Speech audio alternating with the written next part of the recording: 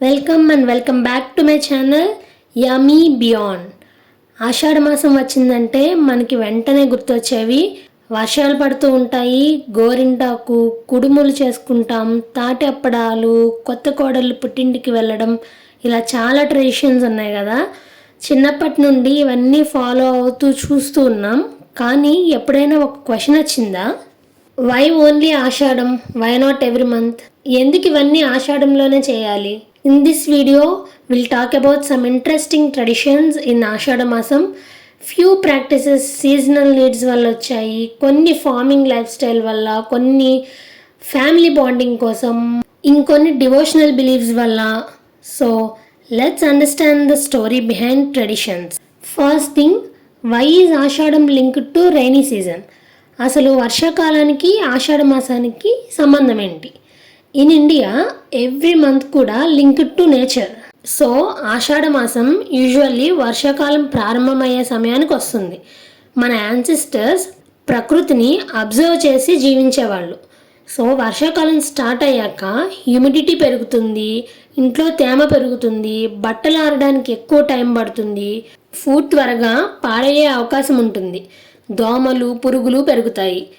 అందుకే ఈ సీజన్కి తగ్గట్టుగా లైఫ్ స్టైల్ కూడా మార్చుకునేవాళ్ళు. అంటే ఫుడ్ మారేది, క్లోత్స్ మారేవి, హౌస్ మెయింటెనెన్స్ మారేది, డైలీ రొటీన్ కూడా కొంచెం మారేది. That's why many Ashadham traditions are closely connected with the beginning of the rainy season. Ashada మాసంలో కుడుములు చేసుకుంటారు. ప్రాసెస్ ఎలా చేయాలో చూశారు కదా. సో ఎందుకు ఆషాఢంలో కుడుములు అంటే, కొన్ని హౌసెస్లో ఇది డివోషనల్ ఆఫరింగ్గా ఉంటుంది. అంటే పండుగలు కూడా ఆషాఢ మాసం నుంచి స్టార్ట్ అవుతాయి కాబట్టి ప్రసాదంగా పెడతారు. ఇది ఒక సీజనల్ ఫుడ్ అని కూడా చెప్పొచ్చు. ఎందుకంటే వర్షాకాలంలో ఫుడ్ త్వరగా డైజెస్ట్ అవ్వదు.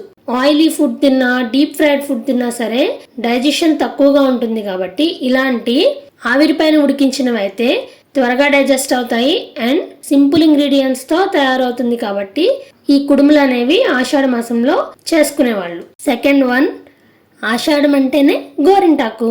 గోరింటాకు ఎందుకు పెట్టుకోవాలి, అది కూడా ఆషాఢంలోనే ఎందుకు పెట్టుకోవాలి అంటే, ఆషాఢ మాసంతో పండుగలన్నీ స్టార్ట్ అవుతాయి. మన పెద్దవాళ్ళు గోరింటాకు శుభానికి గుర్తుగా భావించేవాళ్ళు. అందుకే ఆషాఢం, శ్రావణం లాంటి పండుగల సమయాల్లో ఆడవాళ్ళు గోరింటాకు పెట్టుకునే ఆచారం ఏర్పడింది.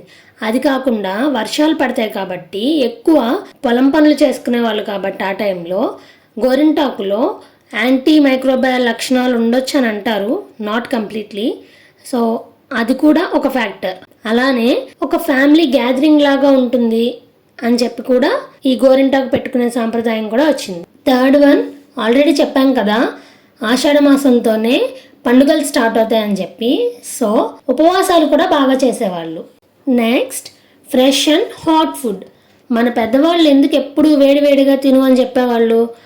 రైనీ సీజన్లో హ్యూమిడిటీ ఎక్కువ, అందుకే ఫుడ్ స్పాయిల్ అయ్యే ఛాన్స్ కూడా ఎక్కువ. ఫ్రిడ్జ్ లేని కాలంలో ఫ్రెష్గా వండి వేడిగా తినడం సేఫెస్ట్ ఆప్షన్. అందుకే హాట్ రైస్, పప్పు, రసం, జింజర్, పెప్పర్, జీరా ఇలాంటి ఇంగ్రీడియంట్స్తో ఎక్కువగా ఫుడ్ చేసుకునేవాళ్ళు. పైగా రైనీ సీజన్ అంటేనే జలుబులు, దగ్గులు, థ్రోట్ ఇన్ఫెక్షన్స్, ఇలాంటి వెదర్ చేంజ్ వలన ఇలాంటివన్నీ common. So people relied on seasonal foods and fresh cooking. Next important one, house cleaning before rainy season. మన అమ్మమ్మలు ఒక మాట చెప్పేవారు, వానలు మొదలయ్యే ముందు ఇల్లంతా శుభ్రం చేసుకోవాలి అని. అది కేవలం క్లెన్లీనెస్ కోసమే కాదు, వర్షాకాలంలో మాయిశ్చర్ ఎక్కువగా ఉంటుంది, డస్ట్, ఫంగస్, ఇన్సెక్ట్స్ త్వరగా పెరిగే అవకాశం ఉంటుంది. అందుకే పప్పులు డబ్బాలు క్లీన్ చేసుకోవడం, పప్పులు ధాన్యాలు ఎండబెట్టుకోవడం, ఎండలు ఉన్నప్పుడే వర్షాలు స్టార్ట్ అవ్వకముందే, ఇంట్లో వస్తువులన్నీ సర్దుకోవడం, కిచెన్ షెల్ఫ్స్ అన్నీ తుడుచుకోవడం, అలానే మ్యాట్రెసెస్, బ్లాంకెట్స్ ఎండలో పెట్టుకోవడం, ఇలా రైనీ సీజన్కి హౌస్ని రెడీ చేసుకునేవాళ్ళు అప్పట్లో. ఇప్పటి కూడా చేస్తున్నారు అందరూ. సో ఇంకొక రీజన్ ఏంటంటే, మనకి పండుగలు కూడా స్టార్ట్ అవుతాయి కదా. మనకి పండుగలు అంటే ఫస్ట్ గుర్తొచ్చేది ఇల్లుని శుభ్రంగా పెట్టుకోవడం. సో అది కూడా ఒక రీజన్. అందుకే చాలామంది ఇయర్లీ వన్స్ గ్రోసరీ షాపింగ్ చేస్తూ ఉంటారు. దానికన్నా కూడా ఎవ్రీ సీజన్కి ఒకసారి గ్రోసరీ షాపింగ్ చేయడం, సీజన్కి తగ్గట్టుగా ఫుడ్ని చేంజ్ చేసుకోవడం, మన ఆహారపు అలవాట్లను మార్చుకోవడం అనేది best thing to do. Next one most important, kids ఉన్న వాళ్ళకి kids care during rainy season. Rainy సీజన్లో వెదర్ చాలా అన్ప్రెడిక్టబుల్గా ఉంటుంది.